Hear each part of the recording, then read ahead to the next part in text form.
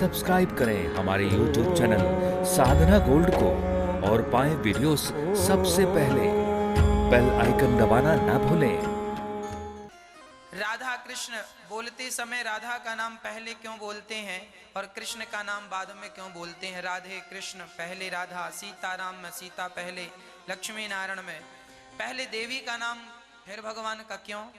क्योंकि नारी अर्थात माँ पिता और माता दोनों को खड़ा किया जाए ना तो माता पिता में माँ श्रेष्ठ होती है। इसीलिए माँ का नाम पहले त्वमेव माता च पिता त्वमेव।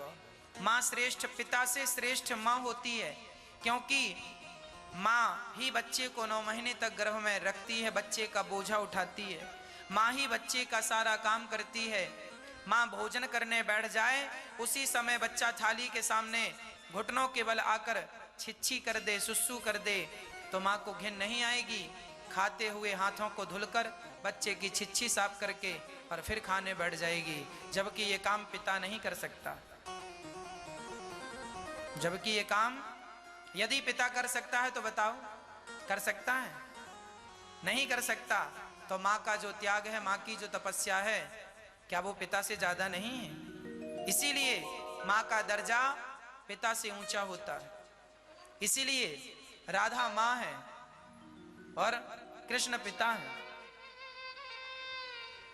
माँ का दर्जा सबसे श्रेष्ठ है।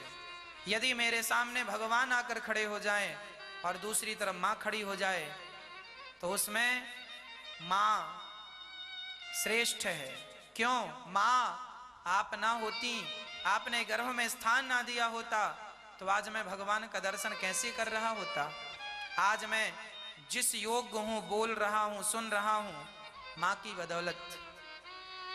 9 महीने पता है कैसे गुजरते हैं? माँ जरा कड़वा खा ले, तीखा खा ले तो बच्चे को जलन होने लगती है।